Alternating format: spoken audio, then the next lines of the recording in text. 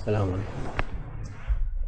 بسم اللہ الرحمن الرحیم والصلاة والسلام علی رسولنا محمد سید الاولین والآخرین مدد یا رسول مدد صادق اصحاب رسول مدد یا مشاهد دستور مولا شاء الله فاز حسن شاء محمد الله خیر مدد طریقتنا الصحبه والخیر في الجمعیه ولا تركنوا الى الذين ظلموا فتمسكوا. بسم اللہ الرحمن الرحیم. ولا ترکنوا الی الذین ظلموا فتمسکم النار.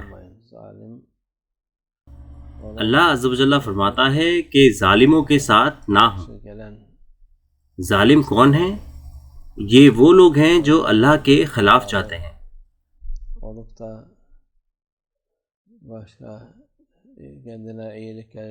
یہ نہ سوچے کہ آپ خود کے لیے کچھ اچھا کریں گے اگر آپ ان کے ساتھ ہوں گے.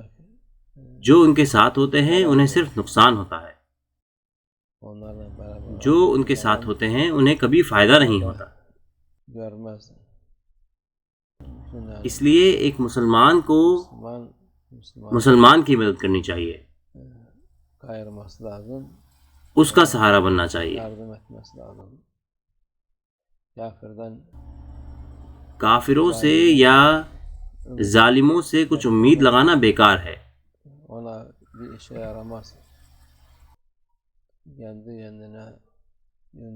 المؤمن للمؤمن کالبنیان المرصوص.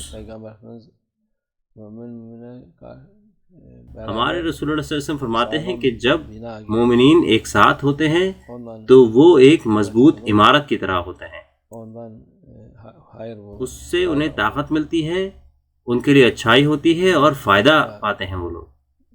جب مومنین دوسرے مومنین کے ساتھ نہیں ہوتے بلکہ ان کے ساتھ ہوتے ہیں جو اللہ کے خلاف چاہتے ہیں اور سوچتے ہیں کہ اس سے انہیں کچھ فائدہ ہوگا، تو وہ خود کو دھوکہ دیتے ہیں. ان کو کبھی بھی فائدہ نہیں ہوگا کیونکہ یہ شروع سے ہی صاف ہے. یہ مفاد کا معاملہ ہے اور ان کا مفاد یہ ہے کہ انہیں سب کچھ خود کے لیے چاہیے. وہ آپ کا استعمال کرتے ہیں اور پھر آپ کو پھینک دیتے ہیں.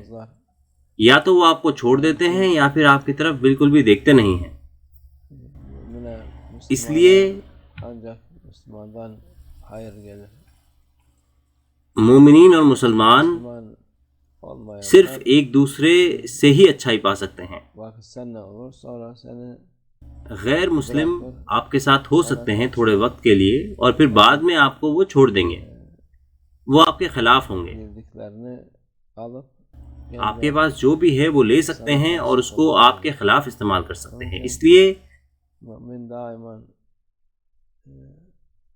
لیے مومنین کو ہمیشہ اللہ عز و جل اور رسول اللہ صلی اللہ علیہ وسلم کی مرضی اور حکم ماننا ہے.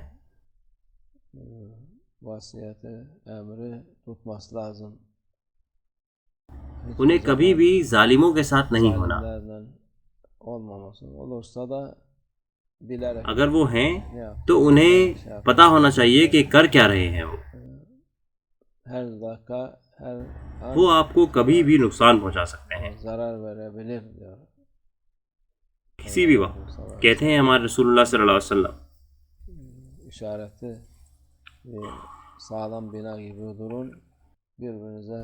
ایک مضبوط عمارت کی طرح رہیں اور ایک دوسرے کا سہارا بنے ہر اعتبار سے. جب آپ ایک دوسرے کا سہارا بنتے ہیں تو اللہ آپ کی مدد کرے گا. وہ آپ کو برکت اور طاقت عطا فرمائے گا. وہ آپ کو ظالموں کے خلاف فتح دلوائے گا. جو اللہ کے ساتھ ہوتے ہیں وہ ہمیشہ جیتتے ہیں اور جو غداروں کے ساتھ ہوتے ہیں اور ان کے ساتھ جو اللہ کے خلاف چاہتے ہیں وہ ہمیشہ مایوس اور نقصان میں رہتے ہیں. اللہ عز و جل اس کے مومن بندوں کو ساتھ ہونے کی توفیق عطا فرمائے.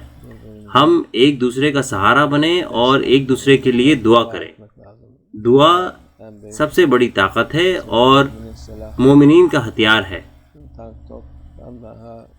ایک ہتھیار ہے جو ٹینکوں سے اور بموں سے زیادہ مضبوط ہے، وہ ہے دعا کا ہتھیار. دعا کے ہتھیار سے ہر چیز ممکن ہے اللہ کی مرضی سے. یہ اللہ کا وعدہ ہے. یہ اللہ کا احسان ہے جو اس نے ہمیں یہ دیا ہے. ظالموں کے پاس یہ نہیں ہے. فدعو وما دعا کافرین الا فی ضلال.